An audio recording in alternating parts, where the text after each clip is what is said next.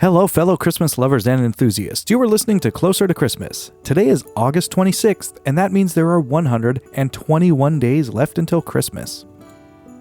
Welcome back to Closer to Christmas. So, yesterday we talked about the questions that can start popping up as kids get older. And today we're going to get into the part that tends to make parents nervous. What do you actually say when your child asks you one of those questions that you weren't quite prepared to answer? Well, you know what I mean.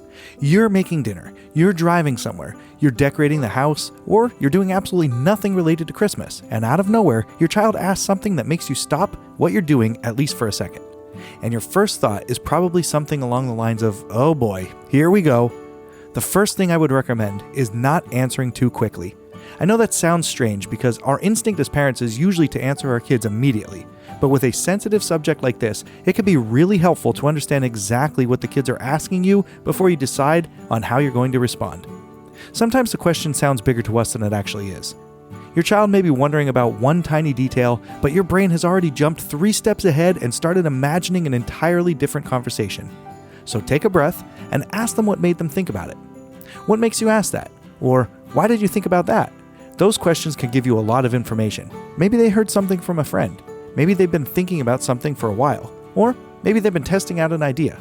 Maybe they're simply curious and haven't given the question nearly as much weight as you have. And that's why I think it's so important not to immediately turn the conversation into an investigation. You don't need to start with, who told you that?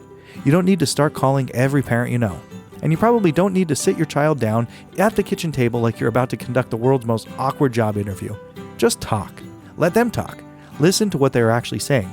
One thing I really like about approaching these conversations this way is that it allows your child to take the lead. If they're curious, they can ask another question. If they're satisfied with your answer, the conversation can end there. And if you realize that they've been looking for a bigger conversation, then you can decide how you want to handle that based on your child, your family, and what you think they're ready for. There isn't one perfect answer that works for every family. And I think it's important because parents sometimes put enormous pressure on themselves to say exactly the right thing. But your child doesn't need you to deliver a perfectly written speech. They just need you to be their parent. They need to know that they can come to you with questions even when the questions are awkward or uncomfortable. And if you don't know exactly what to say in the moment, that's okay too. You could tell them, that's a really good question, let me think about that. There's nothing wrong with taking a little time. In fact, I'd much rather see a parent pause and think than rush into an answer simply because they're nervous. And remember, one question doesn't necessarily mean that your child's entire relationship with Christmas is changing overnight. Growing up happens gradually. Kids notice new things, ask new questions, and eventually understand things that they didn't understand before. That's part of life. Our jobs as parents isn't to stop them from growing.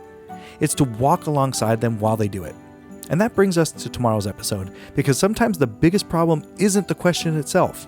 It's the panic that happens inside the parent's head when they realize their child is getting older.